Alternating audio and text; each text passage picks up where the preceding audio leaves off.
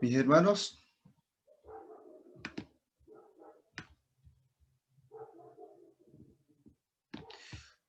ahora sí. Si ustedes ven bien, ¿no es cierto? Hemos estado hablando todo este tiempo acerca de Mateo, vamos en el capítulo 7 y estamos finalizando lo que es el Sermón del Monte, ¿ya? Eh, para ya ir recordando un poco sobre este tema, ¿no es cierto? Vamos a recordar lo que fue la clase pasada. La clase pasada, ¿no es cierto? Que refería primeramente a los dos caminos, ¿no es cierto? Las dos puertas, la puerta, ¿no es cierto?, estrecha con el camino estrecho y la puerta ancha con el camino ancho.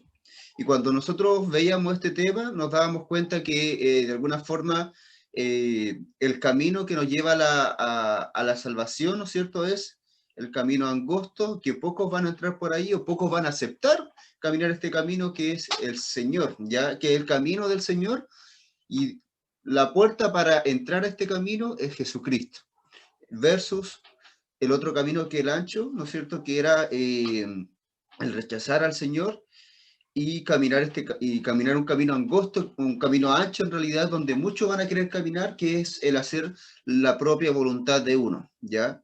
Nos dábamos cuenta que eso era a grandes rasgos lo que vimos, acompañado de del tema de los falsos profetas y veíamos una cantidad de características que un falso profeta podía tener. Por ejemplo, ¿no es cierto?, que no tuviera a Jesús como Señor y Salvador, que ese no fuera su mensaje central, que no tuviera amor porque Dios es amor, que lo que dijere, ¿no es cierto?, estuviera aparte de las escrituras, y veíamos ciertas características en cuanto a sus frutos, ¿ya?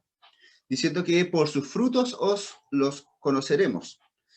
Y cuando nosotros veíamos esto, teníamos que reflexionar que al fin y al cabo, cuando estamos viendo todo este tema, el tema de los frutos es un tema que debe tener todo cristiano, y no solo reconocer a los falsos profetas por sus frutos, sino que también reconocer a los cristianos por sus frutos. Y nosotros somos cristianos, debemos tener el fruto del Espíritu, ¿no es cierto? Hablábamos de paz, paciencia, benignidad, gozo, mansedumbre, templanza, dominio propio, fe. Y cuando hablamos de todo esto, nos dábamos cuenta que el cristiano, sí, realmente, caminando en este camino, que es angosto, va a ser percibido por otros cristianos a raíz de los frutos que daban, ¿ya? A grandes rasgos, esto fue lo que vimos la semana pasada, y hoy día nos toca ver Mateo 7 del 21 hasta el 29, ¿ya? Que habla, y yo puse acá en el fondo de la presentación, una casa grande que está puesta en una roca en el mar, ¿ya? Y es porque el texto en sí habla de los dos cimientos, ¿ya? Este es como el trasfondo, es como el enfoque, y en realidad nosotros tenemos que entender que hay un cimiento que es el Señor, y vamos a estar hablando de esto, ¿ya?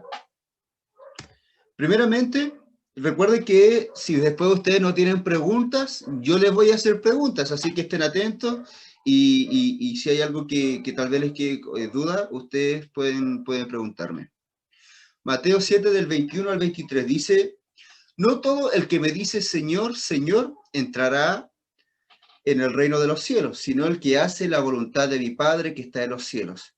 Muchos me dirán en aquel día, Señor, Señor, no profetizamos en tu nombre, y en tu nombre echamos fuera demonios, y en tu nombre hicimos muchos milagros. Entonces les declararé, nunca os conocí, apartados de mí, hacedores de maldad. Bendita sea la palabra del Señor. Cuando, hermanos, yo les hablo de este texto, pareciera ser un texto difícil de abordar, pareciera ser un texto difícil de tal vez explicar, pero vamos a darnos cuenta que no es tan así. Yo quiero recordarles primeramente el trasfondo y el contexto de por qué se está escribiendo esto. Yo quiero recordarles que es Mateo escribiéndole a la comunidad cristiana, a una comunidad cristiana, ¿no es cierto?, que es principalmente judía, ¿ya?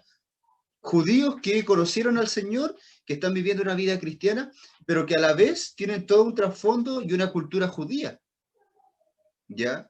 Y eso es de alguna forma a quienes Mateo quiere abordar. Por eso Mateo, ¿no es cierto?, tiene mucha referencia al Antiguo Testamento para que para ellos sea significativo este evangelio, que lo que quiere hacer es mostrar a Jesús como el Salvador, como el Mesías. Entonces, dentro de este contexto en que Mateo escribe a los judíos, también debemos entender que además está contando el relato de cuando Jesús está en el Sermón del Monte hablándole a los judíos. Entonces, sí o sí, este es algo que los judíos tienen que entender.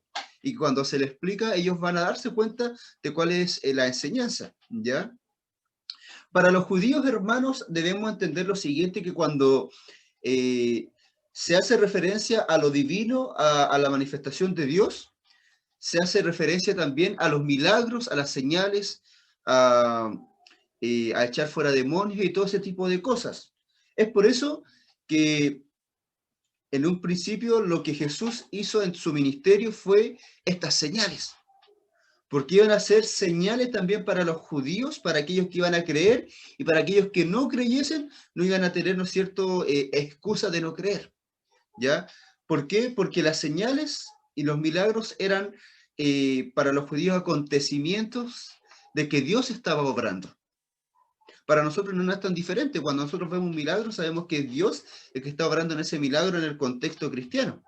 Pero en ellos, ¿no es cierto?, estas señales tenían un trasfondo desde su cultura, desde que, ¿no es cierto?, se desarrolló el pueblo de Dios cuando el Señor sacó de Egipto al pueblo, lo hizo mediante señales, muchas señales, muchos milagros, ¿no es cierto?, en el mismo Egipto, ¿no es cierto?, las plagas y todo eso llevaban a entender a ellos que el Señor actuaba de esa forma, ¿ya? Por eso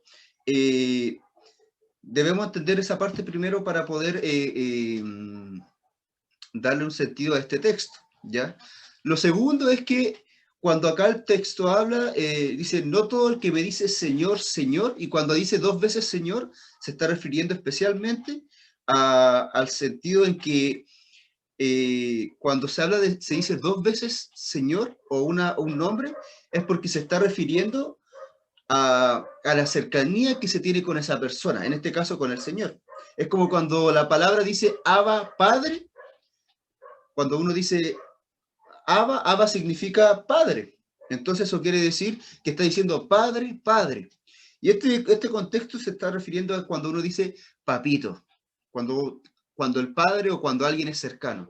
Entonces acá, cuando dice, no todo el que me diga Señor, Señor, se está refiriendo a alguien cercano. Dice, entrará en el reino de los cielos, sino el que hace la voluntad de mi Padre que está en los cielos. Entonces está diciendo, no todo el que cree que es cercano a mí entrará al reino de los cielos, sino el que hace la voluntad de mi Padre que está en los cielos. Y para entender cuál es la voluntad del Padre que está en los cielos, nosotros debemos darnos cuenta, hermanos, que el texto está hablando en su contexto, que es el capítulo 7. Y recordemos que el capítulo 7 habla acerca de no juzgar, habla, ¿no es cierto?, de la regla de oro, de hacer lo que nos gustaría que nos hicieran, habla, ¿no es cierto?, del camino estrecho, y habla de alguna forma del contexto en que los judíos, ¿no es cierto?, se están dando cuenta de que la relación que tienen con los demás también es importante dentro de la voluntad del Padre, de la voluntad de Dios. Ahora debemos entender el contexto general que es el Sermón del Monte. Y nos vamos dando cuenta que el Sermón del Monte, lo que está haciendo Jesús ahí es reinterpretar las leyes. Ya cuando dice, ¿no es cierto?, que si tú insultas a alguien es lo mismo que matar, está reinterpretando la ley y está diciendo que quebrantar la ley, aunque sea en algo mínimo, es igual de grave. Y no es cierto, y también muestra de alguna forma textos y enseñanzas éticas cristianas. Entonces, al final lo que está haciendo acá el Señor es mostrando toda su voluntad para que el judío se dé cuenta de que él realmente no está cerca de Dios, porque recordemos que los judíos sabiendo y creyendo ellos que son descendencia de Abraham, ellos están listos, están cercanos a Dios, siguen la ley como, ¿no es cierto?, las leyes de Moisés son hijos de Abraham, entonces lo tienen todo para estar cerca de Dios y para luego estar con Dios y para entrar al reino, el reino de los cielos. Pero acá está, ¿no es cierto?, Jesús mostrándole que seguirlo a él es más difícil que simplemente lo que ellos creen. Y no solo se trata de ser hijos de Abraham, ¿ya?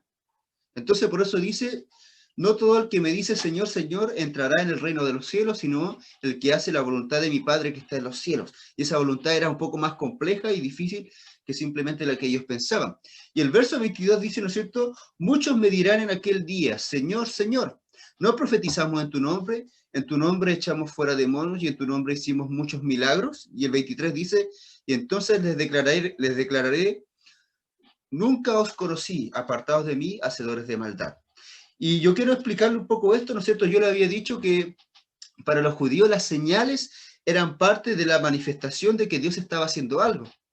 Entonces, cuando está acá Mateo, bueno, Jesús, ¿no es cierto?, hablando a toda la multitud que estaba, está diciéndole, el hecho de entrar al reino de los cielos no se trata de los milagros, no se trata de echar fuera demonios, no se trata de las señales, porque sí son manifestaciones de Dios, pero no el que haya milagros, señales y prodigios hace referencia a que realmente el pueblo de una persona esté cerca de Dios, ¿ya? Refiriéndose a los judíos, recordemos que acá no estamos hablando de los cristianos como nosotros lo entendemos, como alguien que ha aceptado a Jesús todavía, sino como aquellos que recién están conociendo a alguien que podría ser el Mesías, que es Jesús.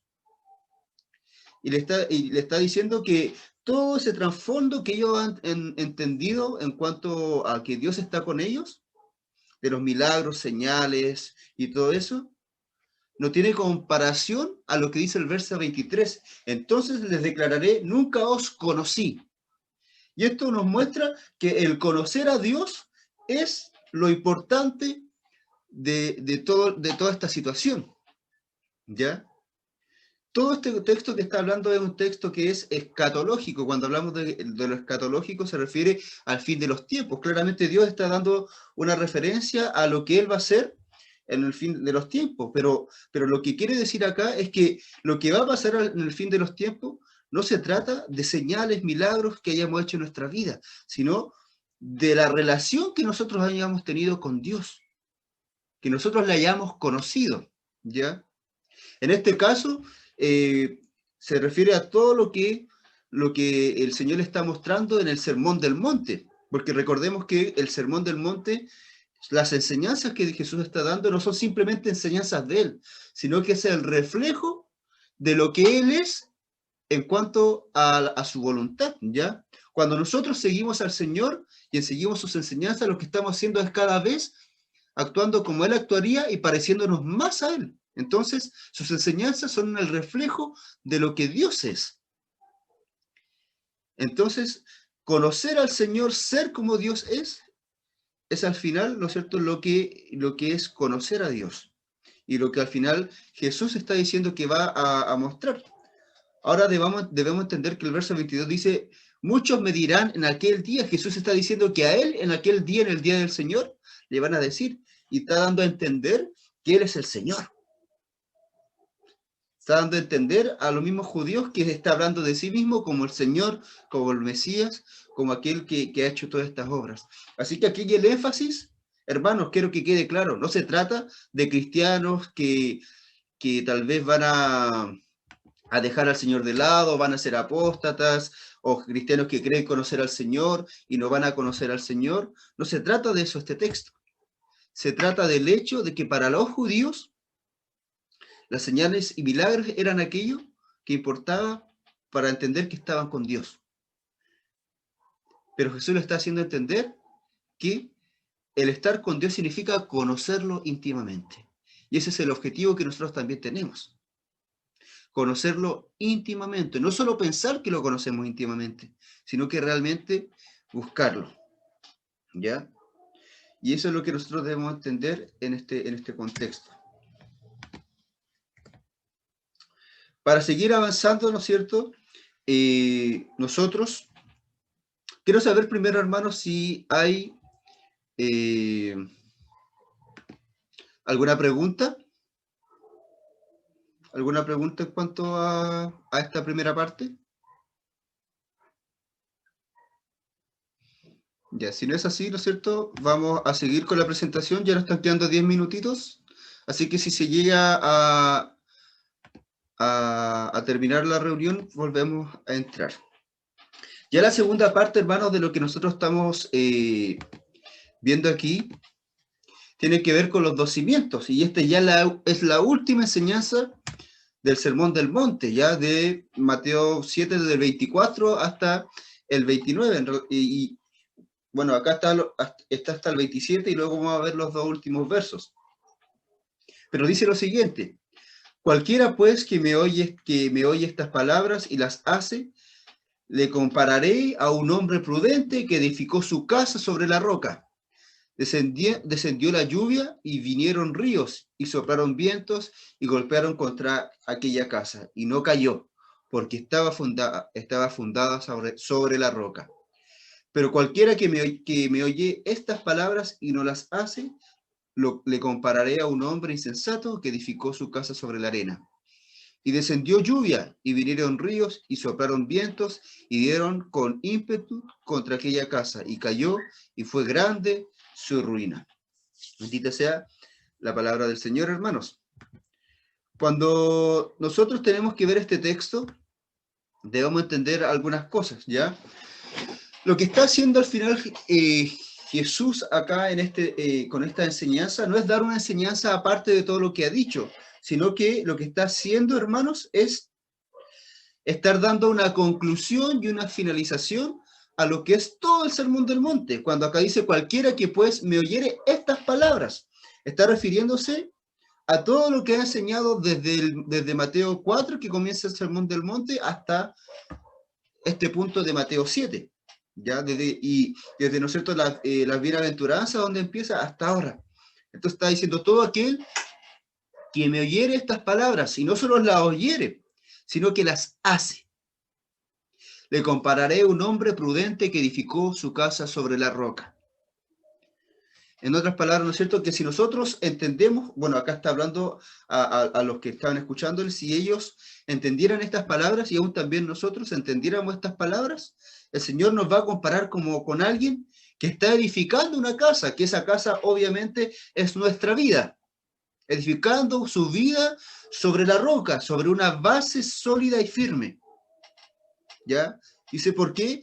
Dice, descendió la lluvia, vinieron ríos y soplaron vientos y golpearon contra aquella casa y no cayó porque estaba fundada sobre la roca. En otras palabras, está queriendo decir, hermanos, que en esta vida vamos a pasar problemas sí o sí. Dice el Señor, dice la palabra, ¿no es cierto?, que en el mundo tendréis aflicción, pero que que estemos tranquilos porque el Señor ha vencido al mundo. Esa base sólida, ¿no es cierto?, esa roca sólida donde se fundamenta la casa, nuestras vidas, es el Señor.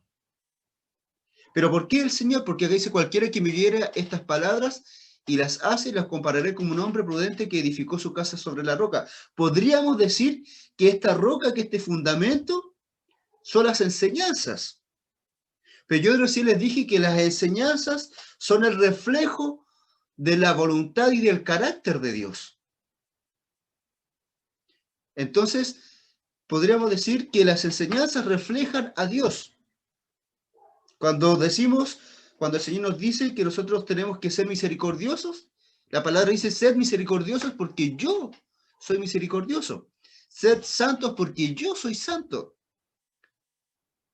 Dice, el que no ama no ha conocido a Dios porque Dios es amor.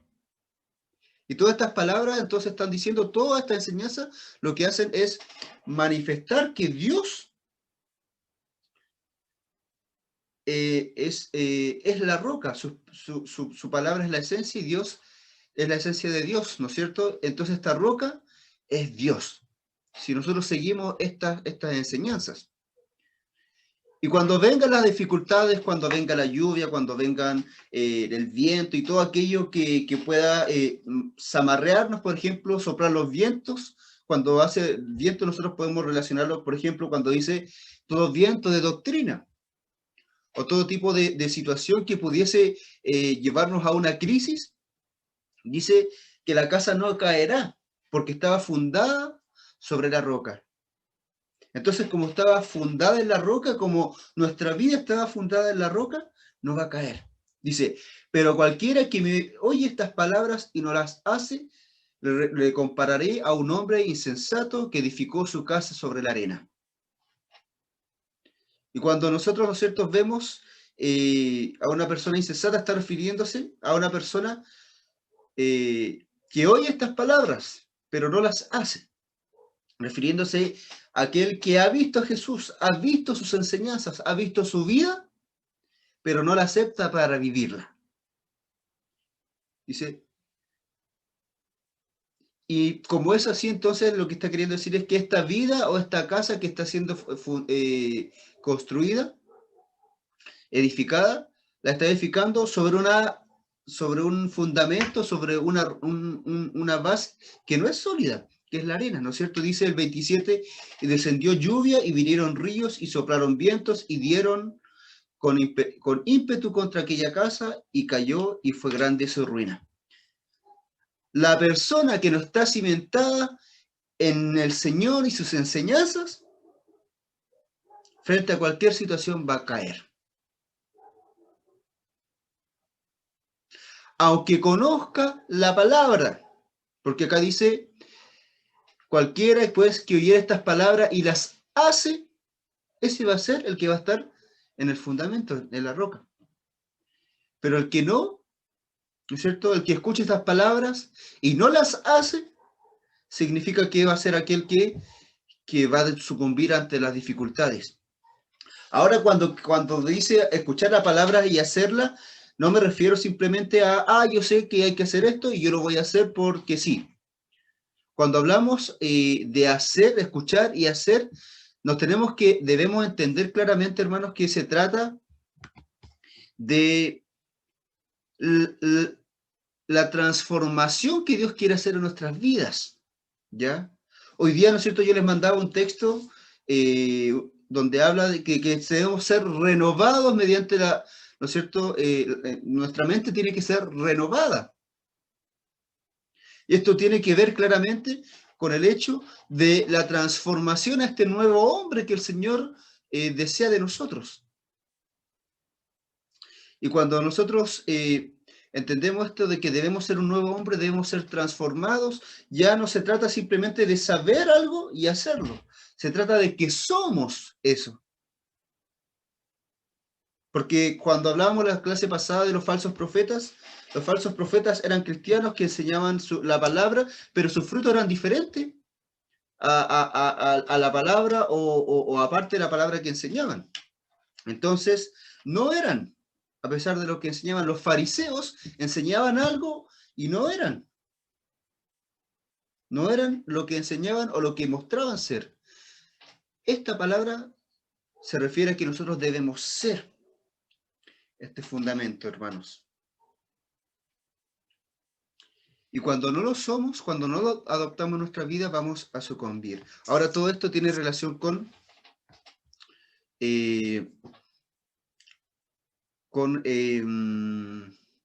nuestra vida, ¿no es cierto? Y con todo lo que nos dice el Sermón del Monte. Hermanos, nos quedan unos segundos nomás.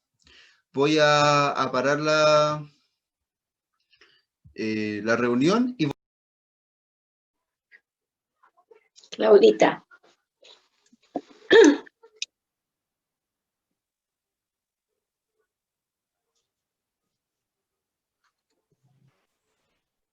Claudita. Pesado. Es el Raúl. Raúl. Todo para que lo nombre. Ya, ahora sí, mis hermanos, vamos a comenzar. Ya vamos a seguir. Y quiero, bueno, voy a luego a compartir la imagen. Quiero decirles, ¿no es cierto?, que esta última parte del Sermón del Monte lo que quiere hacer es darnos a entender que las enseñanzas de Jesús eran superiores a lo que se conocía en el Antiguo Testamento, ¿ya? Lo que yo le había mencionado en algún momento, que en la Biblia se habla, o en la teología se habla en cuanto a la Biblia, de una revelación progresiva, donde se va conociendo más y más la voluntad del Señor, hasta que llega claramente hasta Jesucristo, que es la máxima revelación, es Dios mismo revelado, ¿no es cierto? Y sus enseñanzas demuestran la verdadera como la culminación del conocimiento y del entendimiento de la voluntad de Dios, ¿ya? Entonces, cuando vemos todo este Sermón del Monte, Jesús lo que está haciendo es reinterpretando como este nuevo Moisés todas las enseñanzas del Antiguo Testamento, ¿ya? Y varias de ellas, ¿no es cierto?, donde nosotros podemos darnos cuenta si vemos el Sermón del Monte, que habla mucho de las leyes, pero también de costumbres judías, ¿ya? Debemos entender esto. Quiero saber si hay alguna pregunta antes de continuar. ¿Alguna pregunta? Ahí veo una mano levantada a mi padre. Hermano Raúl. ¿O está diciendo que no? Tiene que colocar el micrófono. Ahí Estoy sí. diciendo que no hay ninguna pregunta, está todo bien. Ya. Entonces vamos a compartir la presentación.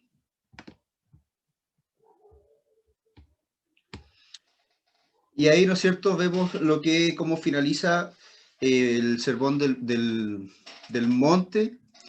Y vamos a ver esta última parte, ¿no es cierto?, que dice pensemos. Yo siempre quiero que pensemos un poco antes de finalizar.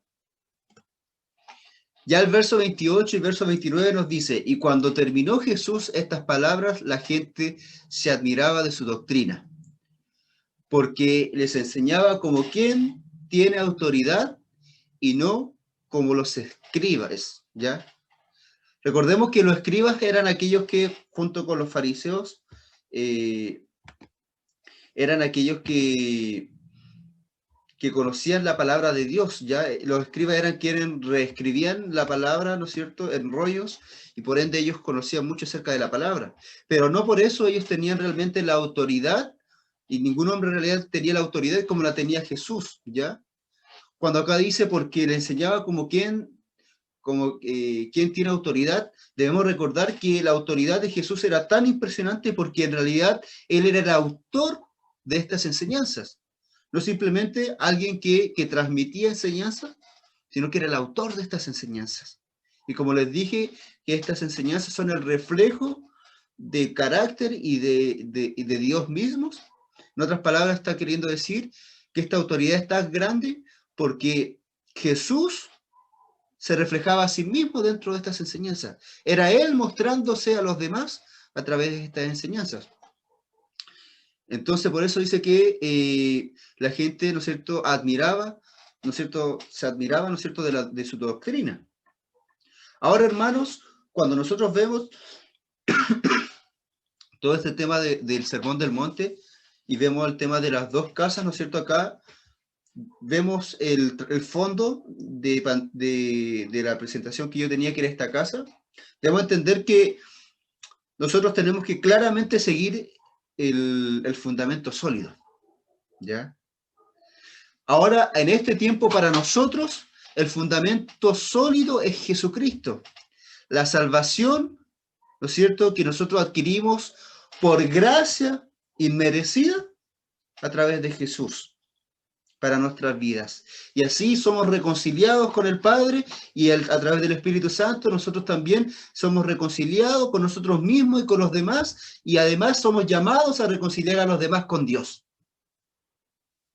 Entonces, cuando nosotros entendemos el fundamento, entendemos claramente que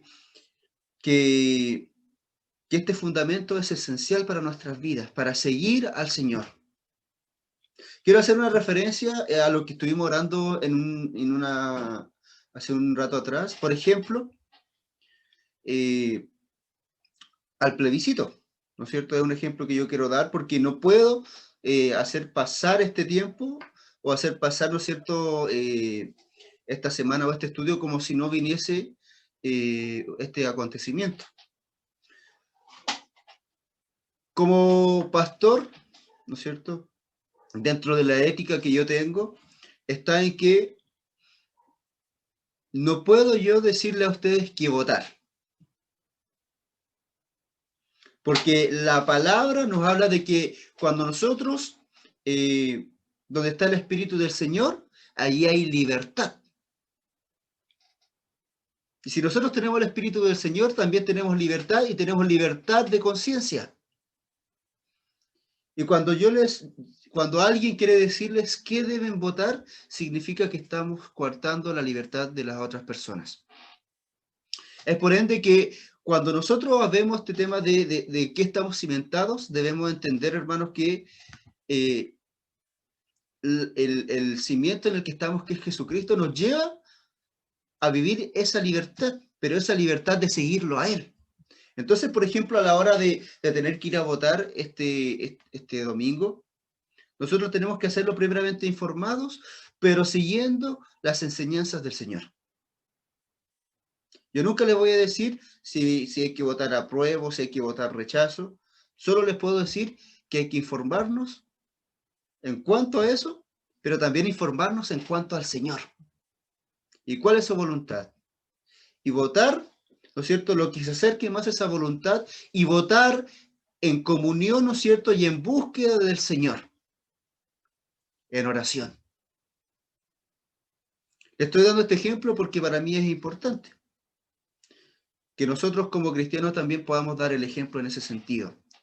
Pero este es solo un ejemplo donde nosotros debemos aplicar las enseñanzas del Señor a toda área de nuestra vida, no solo limitarla a la iglesia. No es que en la iglesia nosotros obedecemos a Dios, al Señor y sus enseñanzas, y ahí está nuestro cimiento, y cuando salimos de la iglesia y pensamos en otras cosas, en nuestro trabajo, en nuestra familia, en la calle, con nuestros vecinos, vamos a pensar, ¿no es cierto?, que ahí estamos libres de hacer la voluntad de Dios. El cimiento, ¿no es cierto?, de Dios, este fundamento, tiene que estar presente en nuestras vidas, porque es para edificación de esta casa.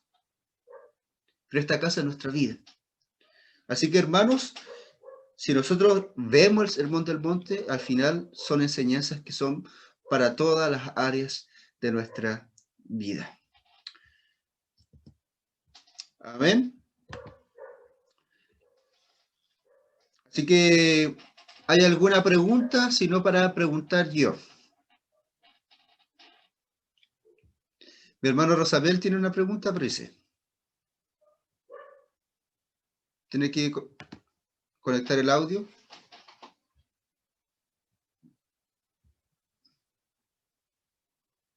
Tiene que conectar el micrófono, mi hermano Rosamel.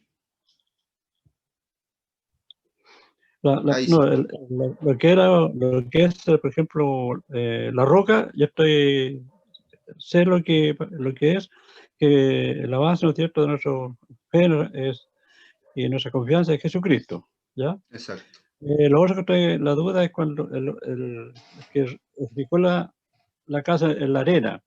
No sé si es el mundo o eso es lo que tengo la duda. Ya.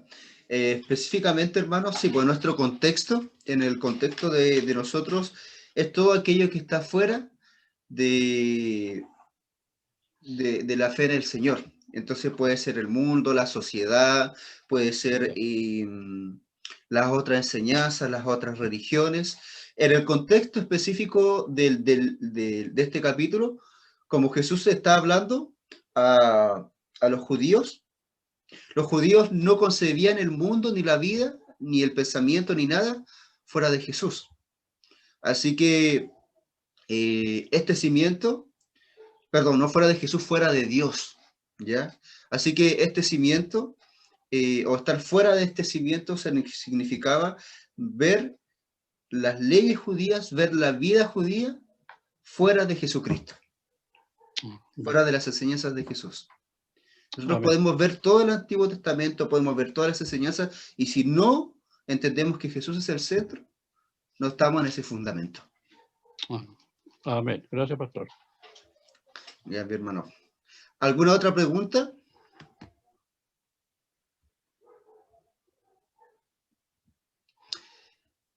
Ya, mis hermanos, si no es así, vamos a orar, ¿ya? O déjenme ver si puedo hacer alguna pregunta a alguien de los que hemos estado viendo.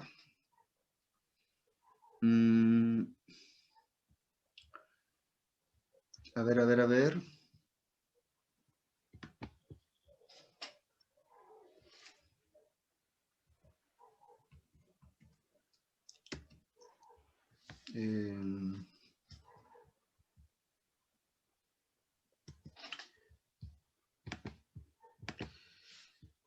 A mi hermana Lucy.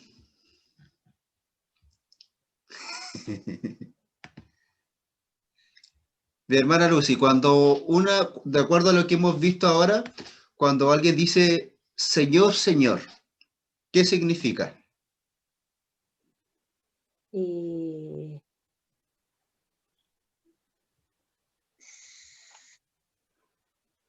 Bueno, uno le está pidiendo al Padre, al Señor. Ya. Mm. Pues se acuerda que les dije que se refería cuando uno dice Abba Padre o Papito, se trataba de cuando hablamos de alguien cercano, ¿ya? Cuando la Biblia dice Señor, Señor, se está refiriendo a que el Señor es cercano a uno. ¿Ya, mi hermana? A mis hermanos en todo en general. Voy a hacer esto porque es mejor que ustedes tengan preguntas para mí. ¿No es cierto? Pero también es bueno que yo también pueda preguntarles, porque así vamos aprendiendo y reforzando. Así que, gracias, mi hermana Lucy, porque también se refiere, ¿no es cierto?, a que están refiriéndose al Señor, ¿no es cierto?, cuando se quieren referir al Señor, pero se refieren a Él de esa forma Alguien más cercano. Sí, de esa forma más cercana. Así que, hermanos, recordemos como parte de esto. ¿Mi hermana? Perdón, pastor, yo pensaba que decía, Señor, Señor, siempre uno con la palabra dirigiéndose al Señor, pero no lo sabía que también pidiendo Señor, Señor era algo más cercano. Sí, en el contexto judío, ¿no es cierto? En el contexto, en la cultura ahí se refería a eso. Señor, Señor era como alguien cercano. Así que recordemos, hermano, que de estar cementados, ¿no es cierto?, en el Señor que es Jesucristo. ¿Ya? Es la única forma en que nosotros realmente podemos estar cerca del Señor. Aunque cumpliésemos toda la ley, todas las enseñanzas que nos salen en la Biblia, si no estamos en comunión con el Señor, si no hemos reconocido al Señor como Salvador, entonces no estamos en esta plataforma, ¿no es cierto?, en este cimiento que es Jesucristo. Así que oremos, hermanos. Padre Santo, estamos aquí delante de su presencia para darle gracias porque te nos bendice, porque te está con nosotros y porque nos permite haber finalizado toda esta parte, Señor, en las escrituras del Sermón del Monte. Usted nos dice en su palabra que estas enseñanzas no son simplemente para saberlas, para escucharlas, sino que son también para hacerlas, Señor, para vivirlas, para ser como usted es, Señor, porque sus palabras, Señor, sus enseñanzas reflejan quién es usted, Señor, su esencia, Padre.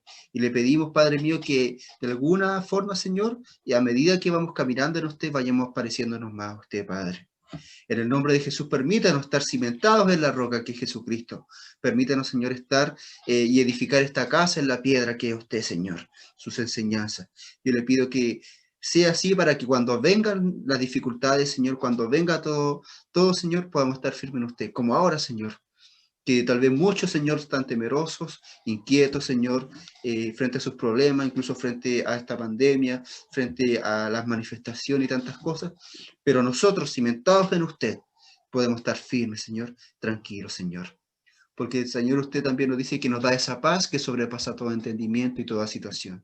Y gracias, Padre Santo.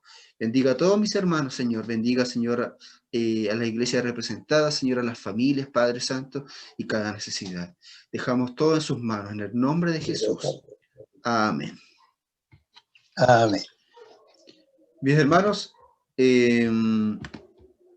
voy a, ¿no es cierto?, abrir los micrófonos. Están ahí abiertos. Si está cerrado algún micrófono es porque usted lo tiene cerrado, para que puedan despedirse, ¿ya? Ya. Bendiciones. Bendiciones, hermano. Bendiciones, hermano. Dios les bendiga mucho. Muchas bendiciones, hermano. No puedo conectarme mucho yo, pero gracias al Señor que hoy día pude escuchar el estudio. Muchas bendiciones para todos. Hermanos, muchas bendiciones. Bendiciones a todos. Igual, cariños. Muy buen estudio. Amén. Aprendí harto. Gracias. Estamos viendo, hermanos, Loretito. El vecino. Hola, amigo. ¿Cómo está, El amigo? vecino chiquitito. Amigo chico. Hola, amigo. Chao, amigo. A ver, hermanos, que el Señor les bendiga.